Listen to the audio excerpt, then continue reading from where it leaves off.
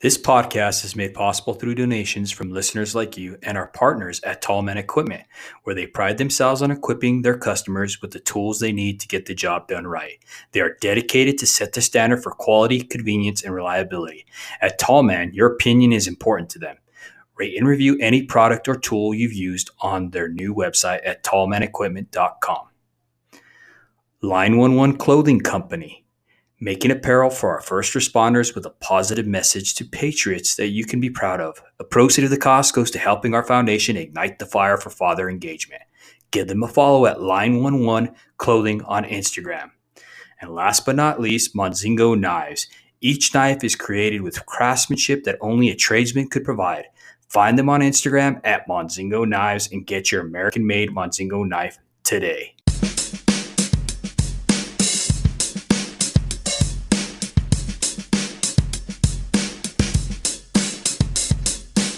Hey guys, welcome to the Show Up Dad. This podcast is created for hardworking fathers. At the Show Up Dad, we recognize that fathers providing for their children is certainly important.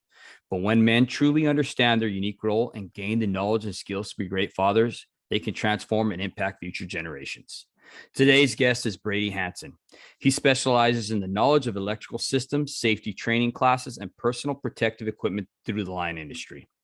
Through his training company, Written in Red, he offers interactive training in topics like EPZ grounding, rigging, and troubleshooting, as well as a relatively new class called Square Up, which focuses on relationships, interpersonal communication, brain health, and attributes critically to safety and well-being.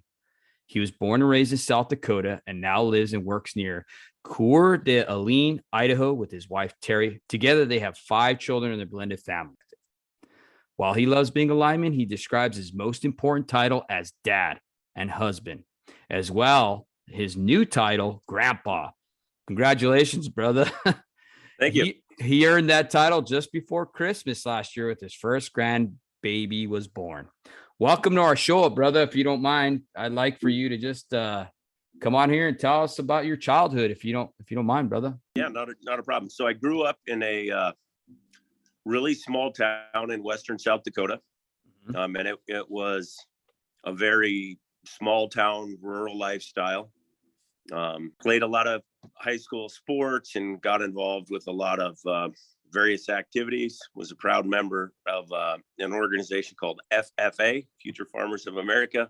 Oh, yeah. And did a lot of hunting and fishing and kind of grew up a rural Western lifestyle, I guess, or Midwestern lifestyle. Right on, man. Well, that's kind of like the MO of all the linemen that I talk to is hunting, fishing, hardworking. You know what I mean? It's kind of like we're all cut from the same cloth. You know what I mean? It's pretty awesome to see that.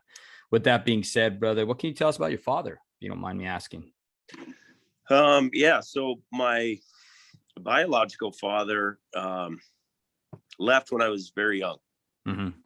And I just sort of made a reconnection with him via social media here a couple years ago. But I was raised by an adopted father, and I have his last name. And in fact, my grandson is named after my adopted grandfather. So I don't know exactly what transpired.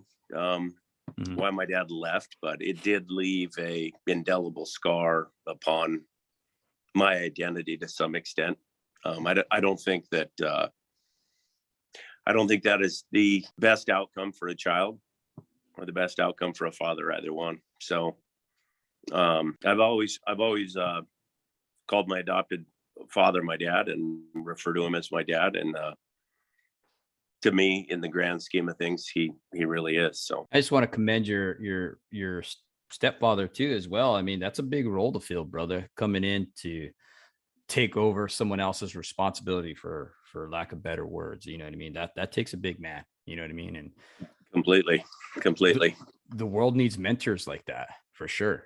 Absolutely. I thought it was interesting when you said about your identity, because we talked about that in another podcast, how fathers give their children their identity, you know what I mean? And how you have to kind of search around and kind of figure that out. When did you figure out your identity? You know what I mean? I'm still working on it, I think, to be honest with you. Yeah. as I age and go through life and respond to situations and events around me. I call them callings or need or whatever, however you want to term that.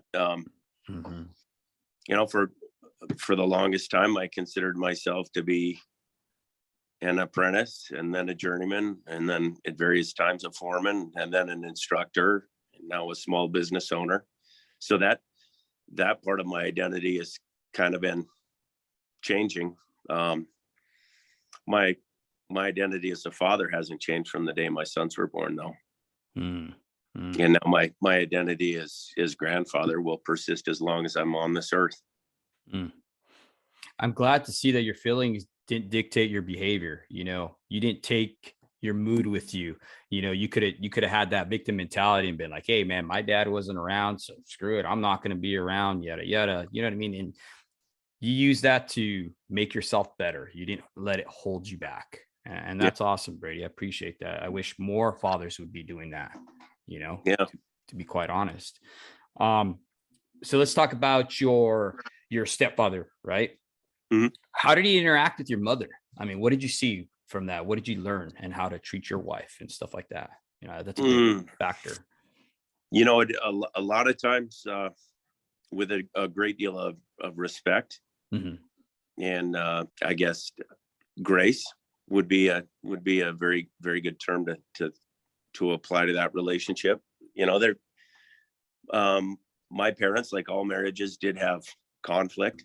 For the most part, their conflict resolution was pretty peaceful. You know, it wasn't a household that was full of a lot of fighting between my mom and dad. So between that, and then I think probably one of the biggest things that I learned from both him and the community at large there is the idea of community in a small Midwestern town, or the idea of family. That's a pretty fluid and extensive term. In a small town like that, people throughout the community almost end up being extensions of your family. So learning how not only he interacted with my mom was important, but how he interacted with his own grandmother, his dad, my uncle, without sounding a little too cliched, because I lived up in a really small town, my uncle was also my neighbor, and my great grandmother lived across the street, and my grandpa's hide and fur business was just across the way. So it was a very very close, I guess, family construct, not only in relational terms, but geographic terms. And it's good to see, because I grew up in a small town as well, Brady. And you're absolutely right. I mean, community, everybody knew each other. I mean, you couldn't sneeze without somebody knowing, you know. With that being said, you know, if you're acting out of line, and say, for instance, a story I have is, I remember one time I was at the park and I was cussing. One of my football coaches from Yaffle caught me. He turns around, he looks at me, and I had utmost respect for this man. His name was Mike. And he sees me, he's like, oh, hey, your dad didn't raise you like that. And he gave me that look like he was going to hit me. You know what I mean? Yeah. And I saw that, and I recognized that, and I corrected myself right there at that moment. You know what I mean? But it takes people like that in your life, you know what I mean, to raise a child, you know, in that community. You know what I mean? That's the difference I see now between this fast life, like city life, like growing up in LA and stuff like that. You know what I mean? Where people are more drawn out, disconnected, right? And I think that's what we need to get back to as a whole, you know, just people just knowing about their neighbor, knowing if they're okay and stuff like that. And you know, even let's take it to a smaller sense, even with our line community, seeing how being a brother's keeper, seeing if they are okay. Yeah, man. I mean? So that's why I wanted to get you on here, and let's transition to this topic, brother, about cultural leadership, brain health for linemen. All right. We all know that depression, anxiety is going rampant. I mean, you have people who are addicted to all kinds of drugs. One of the big ones now is fentanyl. I mean, I've seen so many fentanyl overdoses right now. It's laced in everything. Okay. With that being said, I recently lost a good friend too. he showed up to a job, signed the books, went to his hotel, and they found him dead a few days later. You know what I mean? It's no secret he liked to pop pills, and I'm not saying that's bad or not bad. I mean, a man can do whatever he wants to do. You know what I mean?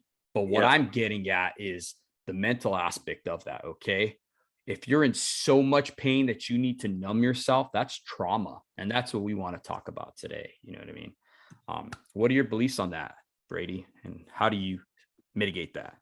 Yeah. It's changed significantly for me with respect to the topics of loneliness and depression. That is an epidemic right now, especially among working class men in this country.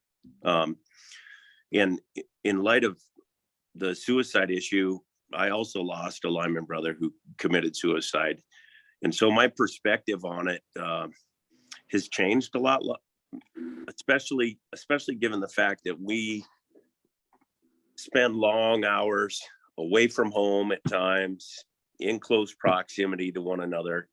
I believe we got to be active about it. If you go to YouTube or you go to Netflix and you start watching documentaries on male suicide in this country, there's something that is very striking to me. And I don't want to sound misogynistic or anything by saying this, but a lot of those voices and a lot of those people on the screen talking about the issue happen to be women. And in so much as I appreciate their help and their concern about this matter that impacts our demographic, it's going to be people within our demographic that actually figure it out and find a way to start mitigating the issue. So I think first and foremost, I want to make a conscious effort to stop saying the word committing suicide, because committing makes it sound like a crime. So I want to reframe the conversation a little differently. And the other thing I want to do is I want to have a ability to ask the question. And then the question doesn't need to be all therapized and fancy or anything like that. It's just, hey, bro, let me ask you a question. Have you been thinking about suicide? Are you considering suicide? The people I talk to at the National Suicide Prevention Hotline say that question is one of the most important things we can do. And to be blunt and to be straightforward about it, and not to dance around the topic. So I've put the National Suicide Prevention Hotline number in my phone. And I'm in traveling around the trade right now, kind of facilitating this conversation. I ask other brothers to do the same thing. So when we're on a storm call or something, or we got that guy in the crew or the guy in the show up that maybe has shown some signs, maybe they're withdrawn, they're starting to give their stuff away, maybe they're starting to engage in more and more risky behaviors. Number one, asking the question, and then if we do ask the question, we get some sort of response. The next move is to either hand them off with his phone number, or I've done a number of phone calls with a hotline on speakerphone, so they can interact with an operator there with me alongside them. If that makes it easier, that's better. Of course, depending on where you call from, they route you to local resources. And because I really like the fact that it's anonymous, it's a way when you're sitting in your fifth wheel, or you're sitting in some crappy hotel that you're tired of living in day out. It's an easy way to just call somebody, get some stuff off your chest, make a plan, figure out how to get into a better outcome. Because the sad thing about this issue that affects so many men in this country right now is it is a very, very damaging choice that does not make anything better. It makes things almost exponentially worse, because then that pain is magnified through the families and friends, and people are left asking themselves, what could I have done differently? What should I have said differently? What should I have caught? What should I have paid attention to? So in many many of my favorite states in this country are states that lead. Alaska is currently the leader. And people posit all kinds of reasons for that, whether it be sunlight or alcohol or firearms. I don't know. It's also problematic in Montana and Idaho and Wyoming and North and South Dakota and a lot of places in the country where there's also at times been some challenges with economic issues. Mm-hmm. Another thing too that I harp to, not to interrupt you, Brady, that I picked up on too is those places, right? Those are all places of isolation. Yep. Now, I've said this before on other podcasts because I read it and I thought it was fascinating. Okay. The most hardest punishment we can give someone, right, in America is solitary confinement. And I actually heard that from Joe Rogan. Mm-hmm. It is so bad on a person's psyche and ego and everything else on their persona that's the utmost punishment we can give somebody, solitary confinement, because we're relational creatures. We're designed to be relational, to be in contact, to be in speaking with other people, to, just to connection. Right. Yeah. And like you just said, Montana, Alaska, all these places, if you look at it and you dissect it, they're all rural areas. Even when you're in your own hotel, lost in your own thoughts, dealing with your demons, right? Yep. And you have no one to talk to because society says you're a man. Get, buck up, stop being a little wuss, dust the dirt off and deal with these problems. You know what I mean? And then men tend to deal with depression when they internalize it. It comes out in anger. And that comes in anger towards your family, towards your coworkers, towards your wife, your children. And that's the fruit of it. You know what I mean? Not being able to deal with it. But I just wanted to point that out because I thought that was pretty interesting. You know what I mean? That isolation, those places are all isolated places. You know what I mean? Completely. And unfortunately, I think there's another form of isolation now. It's a device. There's some studies that point out some of the downsides of social media and how people who have a larger number of quote unquote friends on social media are more likely to be experiencing loneliness. And I think if you look at our trade over the last 25 years or so, there has been a subtle, nefarious movement towards more and more isolation, because it used to be people were engaged at coffee or in the show up, or if you're waiting for a switching order or something. Now it seems like whenever there's downtime, people are looking at devices. And I think when we look down into our devices and stop looking into the hearts and souls of the men around us, we're going to suffer a consequence. And you see that today. I mean, you see it in today's youth. You see it today in today's mothers and fathers. I watched this lady the other day at a grocery store, and she's on her phone, right? Completely disconnected. She's got 2 kids. One of them's in the basket. Dude, one of the kids is getting out. He's crawling over. He flips out of the basket. Okay. He's holding on to dear life and she's still on her phone. And I'm like, whoa, whoa, whoa. And then she freaks out when I go over there to try to help the baby, because he's hung up in the actual crate. His hands are bent like that. And wow. And I'm like, and she got mad at me like I was going to do something to her kid. I'm like, I'll put that damn device away. The lineman and me came out and I'm like, I'll pay attention what you're doing, man. And everybody got kind of weird, but then they saw that the kid was in distress. He's freaking out. Here's a stranger trying to help him. His mom's over there completely just in la la land. You know what I mean? And you're absolutely right, dude. I mean, people are just disconnected, and to quote one of my good friends, he's an instructor at CalNev too. He said that devices and social media has just taken the place of lonely housewives and their soap operas. That's all it is now. Is a way to numb them back then, and you see that today. I think social media is another form of numbing. Instead of dealing with that pain or trauma or whatever it is that you got going on right now in your life, right? Yeah, completely. Now, Have you go ahead. have you Sorry. have you had an opportunity to learn anything about the Harvard longevity study? No, boom me up on that if you don't mind. Oh, it's gold, baby. So they decided to do a longevity study decades ago, right before World War II. They started to follow two groups of young men. One group came from the sort of South Side community in Boston, a lot of economic hardship, a lot of family distress. The other group of men came from Harvard University.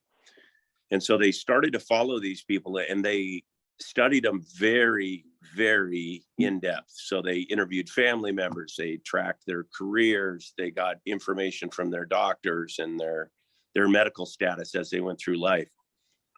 And to date, it is one of the longest running studies on human lives, not for a 5 or 10 year span of time, but across entire lives. And it was really, really interesting what one of their primary findings were.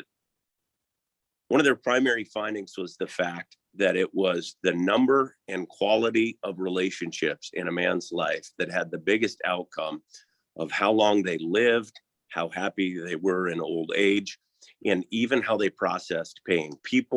Men, this originally was called the men study. And I think over in time, due to social pressures, they changed it to the longevity study. This study empirically demonstrated that despite what modern marketers would like to define manhood as, it is not the vehicle we drive or the money in our pocket that matters most to us. It is the quality and strength of relationships around us. Men who had better relationships at 50 were far more likely to live into their 80s than men who had lower cholesterol scores, worked out more often, ate better, etc. There's a wonderful TED Talk that you can watch about it, and a bunch of articles that you can read about it. But the way I like to use it is I like to reframe what masculinity is, and what it means to be a man, and what things we should really recognize are important to our identity as men. And if you look at our trade, I firmly believe one of the most important skills a lineman will develop over time is how to build and sustain really, really good relationships, not just at work, but at home and throughout our community. I like that, because that's one of the things my wife always asks me. She's like, man, you have so many friends, you meet so many people, blah, blah, blah. And it's like, because I'm constantly out of my comfort zone. I have no choice. I have to be able to communicate with this guy, or learn how to talk to him, or learn how to speak to him, because there might be a language barrier or whatever, because we're doing dangerous stuff. And I want to come home at the end of the day, and I want him to come home at the end of the day. So you have to learn how to communicate. You know? So I could see the correlation right there. I mean, I never thought of it that way. That's pretty interesting that you pointed that out like that. Yeah, and I think as we move on into more and more factious society, and at times large demographic shifts within our trade, I think we've got to reach back and facilitate relationships and learn how to facilitate those relationships in a way that the old timers characterized as brotherhood. I think that's an action verb, not necessarily just a logo or a sticker or a nice looking shirt. It's something that needs to compel us to be men of action. And of all the things that we identify, whether it's muscles or net worth or etc., it turns out the single most important thing, empirically proven for us, you and me, and all of the men around us, is our ability to have relationships that give us the strength and capacity to care for other people and to take care of our duties in terms of at home and on the job. And that I think we are at kind of a unique moment in the trade when podcasts like yours are creating an enlightening of self-awareness. Mm-hmm. I think that the fact that I could listen to your podcast or Ryan Lucas's podcast or Raul's podcast, that gives me an opportunity to be a little more self-aware. And self-awareness, I think in time is going to create a lot more thoughtful line work and a lot more engaged communication and conversation. No, I agree. Yes. We talked earlier about how social media and people are being disconnected, but at the same token, it could be used, like you're talking about, as an avenue for good, Completely. with this, self-awareness that you're talking about, I agree more than ever. More people are starting to stand up and more people are starting to use their mess as a message. One of the things I thought that was interesting is that you talked about helping somebody, right? And I've had other psychologists and doctors come on here and they talked about how one of the ways we can get out of our depression is to help somebody, ask them how they're doing, Mm-hmm. And I thought that was kind of interesting to see that, you know what I mean? Because I tried that, I was having a bad day, whatever, my wife almost passed away on me and stuff like that. And I was in a pretty dark place myself, questioning, like we all come to. Mm-hmm. And I just started trying to help people, with this podcast and everything, reaching out, not being perfect or nothing like that, but just literally going out there to help people. And then I heard this great quote that said, no one cares how much you know until they know how much you care. And that is absolutely true. Yeah. One of the things I started doing to battle depression that I had, right, was I started, in order to stop my suffering, I started trading in my expectations for Mm-hmm. appreciation. Mm-hmm. Because I think sometimes when we expect someone to do something and they don't do it, and then there's that downfall that you have where you're just like all bugged and hurt that they didn't do something, we could start appreciating what they did, what they are, who they are as a person, right? And start focusing on that, and I take that back to, let's say, even our spouses, you know what I mean? And I always harp on going back to your wife, right? Because that's who we're modeling to our children. Our children are watching us and our interactions. Mm-hmm. And that's how they're going to grow and start their family off. And that's why it's so important, you know what I mean, to model good behavior for them. Okay. Now, when we're constantly nitpicking with our spouse or whatever, and pointing out all her flaws and stuff like that, you know what I mean? It's going to cause this division. It's going to cause this divide that our kids pick up on, right? It changes the atmosphere. Mm-hmm. So when that happens, I've started looking at appreciating her more, and it's the same thing even with work, dude. How many times you get around that guy who just is completely negative? This job sucks. This wire pool sucks. I don't want to climb today. You know what I mean? You just don't even want to be. I know for me, I don't even want to be around that person. Yeah. You know what I mean? Because it starts bringing the whole morale down. And I think a quick way for us to get out of that is to start having appreciation for what we do have and the things that we can control and the things that are going right. That'll definitely take your mindset, that focus off of the bad, right? Which will take you down that spiral, that down, you know what I mean? To where now all of a sudden you're constantly thinking on this dark hole and now you're depressed. Communicative message about love. Some people like gifts and some people like service.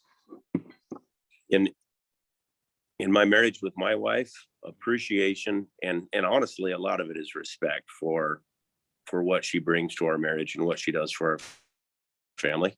Mm-hmm. That's gold. That's absolutely one of the things that is given me the kind of marriage that I have today that I'm absolutely thankful for. And when it comes down to it, I don't think that's a difficult thing, but it does take the forbearance of mind to focus on it. So I'm not real big into journaling, but my wife keeps a gratitude journal. And there's a lot of research on how powerful keeping a gratitude journal can be. And other notable people have maintained that they keep a gratitude journal as well. Just taking a few moments every day in internal reflection about things you're thankful for makes it really, really easy to be externally gracious about it. And it's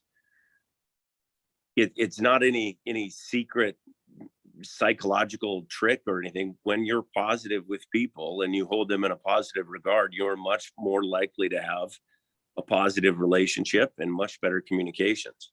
And in fact, when I talk about this stuff with people across our trade, one of the things I try to encourage people is to use a hack called the transition moment. And actually, I learned this from my wife, and I learned this from her dog. I'm not a huge dog lover myself, because I've worked in too many backyards where, you know what I mean? Yeah, you're using a shotgun to keep them away from you. Yeah, or you're walking in dog crap for half the day. And so when I got married, she has this little fluffy dog, and drives me nuts until I'm coming home from work one day, and I've had a particularly hard day, and I'm tired and probably didn't get enough sleep the night before, and I'm moody, and I open the door, and the dog is the embodiment of joy to see me. It's wiggling, it's jumping, it's hopping, it's thrilled to see me.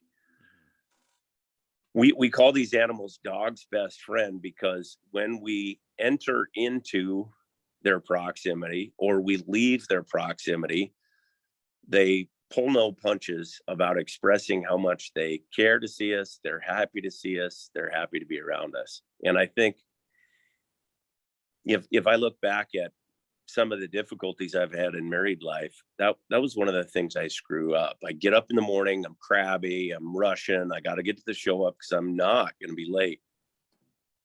And my spouse gets up and I'm a little bit irritated or abrasive.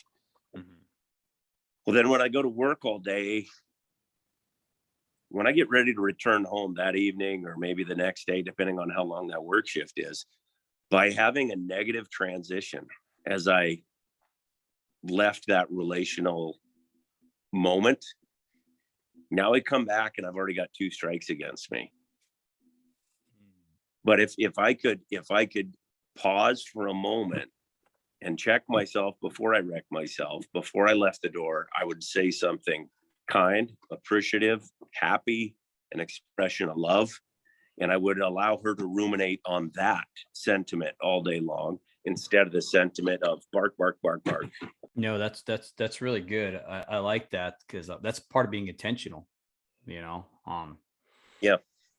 As linemen, we always tend to say, no wasted moves, right? Well, that right there to me is having no wasted moves. You're sending her away on cloud 9, letting her know that she is that person, and that you're paying attention to her. You're acknowledging her as a person, I think a lot of times, since we're relational people and we desire that relation, we tend to do that even with our lowest person in our group.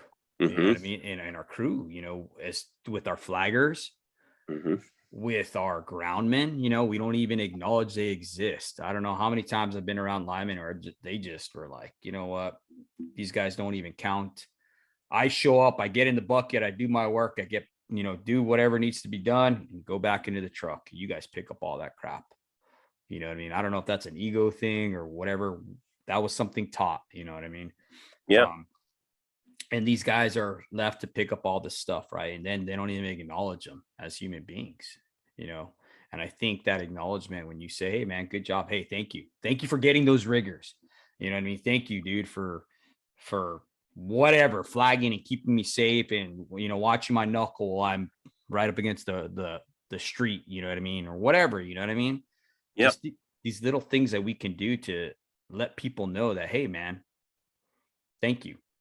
I appreciate you, Yeah. And especially so in terms of relationships, there's a lot of different ways to quantify and qualify the nature of relationships. one of the best relational dynamics that two human beings can have is called a secure attachment. Okay. Where you're in a relationship with somebody and it's undergirded by trust. It's not to say there won't be conflict. There will be conflict, but in a secure attachment, you know that at the end of the day, that person cares about you. Mm-hmm. So you can call it like you see it. You can talk about the hard things and get through the hard things and know when the dust settles, you're still going to walk away brothers. If we create a dismissive environment, or if we create an environment where there's anxiety, we can get other attachment styles that did not lend themselves well to dialogue and communication. And when I was learning about attachment styles and stuff like an anxious attachment style and what that looks like, I keep thinking over and over again about apprentices and pre-apprentices. So that attachment style is where you feel like you're dependent on somebody else, but you cannot fully trust that they care about you. And in that kind of relationship dynamic, there is a lot less willingness to ask questions and a lot less effective exchange of information, because you're anxious. You got to work with this journeyman or this foreman or this person. You got to have a successful working relationship with them. But if you're scared to say anything, or if you're scared to say something that might be contrived as you being stupid, then you're not going to speak up. And the same goes in relationships with our wives. If we feel like we need to be fearful about mentioning something, talking about an issue, whether it's a financial issue or some other issue, something to do with the kids or something, when we're in those kinds of relationships where there's anxiety about the relationship itself, it doesn't bode well. I created that atmosphere in my family.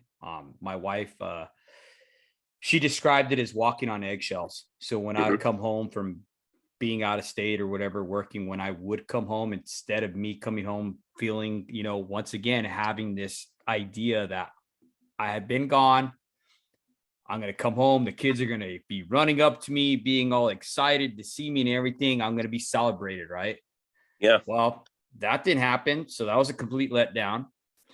And then I was just being tolerated. Like, they were like, man, is dad going to go back out of town again? You know what I mean? Because they did not like me being there, because I was this hasn't been done. Why is this haven't been done? Why are the animals not taken care of this way? Why is the grass dying?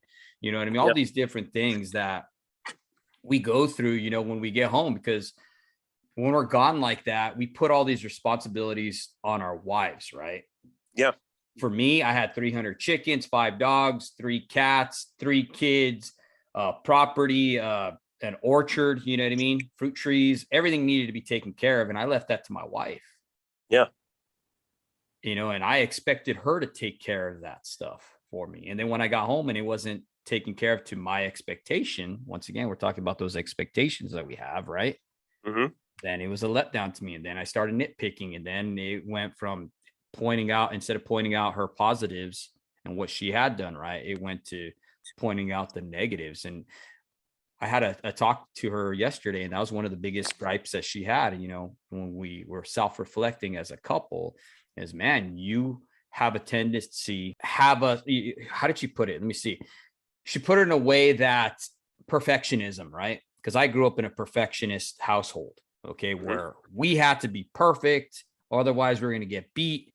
And even when we got beat, before we left the house, we had to clean the blood off our face and stuff like that, because we had a certain persona we had to put up in public, right? And I brought that into our marriage to where everything needed to look perfect, right? To where my daughter, when she wasn't getting good grades, she felt like she was failing me as a person, and she was striving to just be perfect, be perfect, be perfect. And then I heard that again with my wife saying, man, I do all this stuff, but then you nitpick. I clean the house. But then I don't wash the outside of the car or whatever it may be. You know what I mean? Being nitpicky and paying attention to detail, like we're taught in the trade, right? Why is there scuff on this car or whatever? You know what I mean? And we can't be like that with our children and our spouses. You know what I mean? There's got to be a certain balance is what I'm trying to get at. You know what I mean? Completely. So, the healthy mind actually exists in the way I like to frame it. My wife uses different words because she's had a lot of training, and she knows the therapy terminology much better than I do. But there is a concept of a matrix, which at the top of it is superiority, and that the bottom of it is inferiority, and that the healthy mind should exist kind of in between the two. Okay. And I think sometimes in our trade, because of the candor that we have to have in our workplace and the self-confidence we have to have, sometimes I think we can gravitate a little too high towards superiority, man. And I know it because my wife has checked me before, and I realize I'm talking to her like I'd be talking to an apprentice or a subordinate. And especially when we've been in the trade a while. So the thing I love about this podcast, David, by the way, when I went through the construction apprenticeship in the Northwest, it was intended as humor when it was said. But in my first day at Saturday school, a number of visitors came in to get us all excited about being in the apprenticeship and becoming journeyman linemen and that sort of stuff. And somebody made the offhand comment that you're not really a journeyman lineman until you've been married or divorced at least 2 times. Yep. And people laughed about that. And I think I probably did laugh too. And I probably have laughed about that sentiment in a number of times, but I guess having lived through one of those and seen what kind of damage it wreaks on the lives of children and the lives of the people that go through that divorce, I don't like that paradigm, bro. And it's not worthy of the kind of people that we have in this trade for them to have to suffer from stuff like that. So I love that you're doing this. And at some juncture, I hope the concept of being an engaged, thoughtful spouse becomes just understood that that's what you do in line work. My wife, when she looks at my industry, says that we've got a lot of risk factors, a lot of things like work demands, time away from home, that can make marriages challenging. So if we don't learn the skills and how to mitigate those risk factors, we're in the bite. We're in the bite.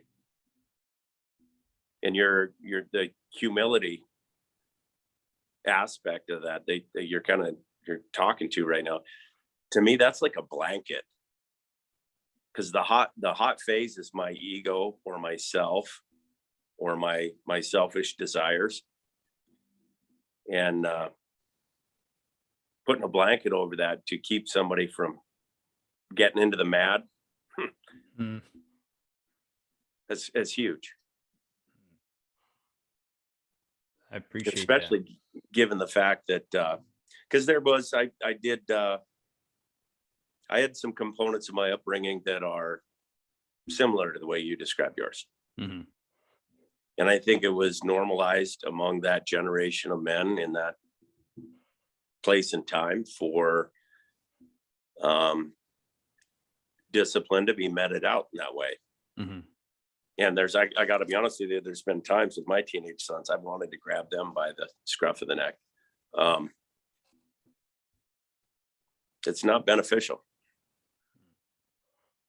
In most cases, being thoughtful, being engaged, and communicating gets a lot more done than me just yelling or kicking my sons in the ass. Yeah, and I agree 100%. It took me a long time to figure out that when someone's acting up, it's a cry for help, right? Yeah. they're going to get your attention with our children. They're going to get your attention when they need something. It ain't no different than a 2-year-old who's screaming and kicking on the ground, or a baby who's crying and he can't communicate. So he's having a fit. Mm-hmm. You know, it's up to us as teachers, as mentors, because that's what a father is. He's Mm-hmm. a leader. He's a teacher. He's a mentor. We're raising the next generation. Mm-hmm.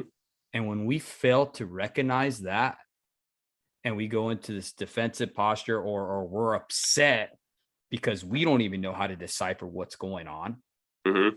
instead of taking a step back and looking at the big picture, like I try to tell my apprentices, you know, don't get that tunnel vision. Step back, unzoom. You know what I mean? Step back and see the big picture, see what's going on. You know what I mean? Pay attention to that detail. You Yeah. know, over and over again, we harp on these apprentices to do that. You know what I mean? But let's do that in life as well as men. Because at the end of the day, we're all men. We're all a husband. We're all fathers. We're all an uncle. We're all brothers. Mm-hmm. We're all sons in the trade, right? And we all have responsibilities that we need to take care of, right? Completely. So, I mean, I love what you're doing, Brady. I mean, I really do. And, you know, one of the things I wanted to talk to you a little bit about is grounding. Okay. I know that's a big thing. Okay. You always talk about grounding, and I was so moved by your compassion towards that in our industry. What about grounding and being grounded in life? You know, being able to brush it off and be aware, you know what I mean, of your situation and stuff. You know what I mean? Yeah, completely. And I make an analogy that in terms of personal protective grounding, if you want to have everything at the same potential, you bond it together. Mm. And you don't bond it together with like number 8 soft drawn. You bond it together with very strong connections. Mm-hmm. Personal protective grounding cables are not weak little things. They're strong, robust things that can weather all kinds of conditions. Mm-hmm. So if we want to create a zone of safety and effectiveness in our lives, we need connection. And those connections, like you said, if we get into a defensive state, or one of my negative characteristics, sometimes when I get frustrated or irritated, I can become detached. Yes. Well, if you're in a relationship with somebody and you express love and kindness, and then all of a sudden you get cold, that is a mind screw. It's very, very nasty. People with narcissistic tendencies often do that to manipulate the lives of people around them. I got to keep stuff bonded, man. Yep. I got to stay connected. And a lot of times in the myriad of connections that I have in my life, it's what keeps me grounded. Mm-hmm. Because if I drift into a condition where I'm a little too self-righteous or a little too egocentric, my loved ones that feel like they've got a secure attachment to me can let me know. And when that's it, I especially like that when it's my mentor group of middle-aged men. Being your brother's keeper, right? Making sure that you have that great connection, you know. You talked about that connection, you know. It means having a strong connection with who you are too, right? And that's part of that awareness. You got to know who you are, right? It brings physical and emotional balance when we're grounded. You got to have that connection with who you are. And that way man, you can help people out. You know what I mean? I like what you said, man. That's interesting. You know what I mean? And once again, Brady, how can people get a hold of you, brother? Our time's running up now, but man, how can they get a hold of you on Instagram or wherever you're at? Can you share with our audience? So Brady Hansen 345 on Instagram. I've got a website called writteninredtraining.com. They can reach out to me there. Mm-hmm. My email address is bradyhansen345, my favorite transmission voltage, at gmail.com. Right on. Those are probably the best ways. Awesome, man. And Brady, once again, I look forward to seeing you when you come down here and visit us, do some training with us. Thank you for coming on our podcast. Thank you for coming on our show, brother. And once again, keep being your brother's keeper and keep doing what you're doing, man. I appreciate you. Will do. Thank you, man. God bless you. Bye.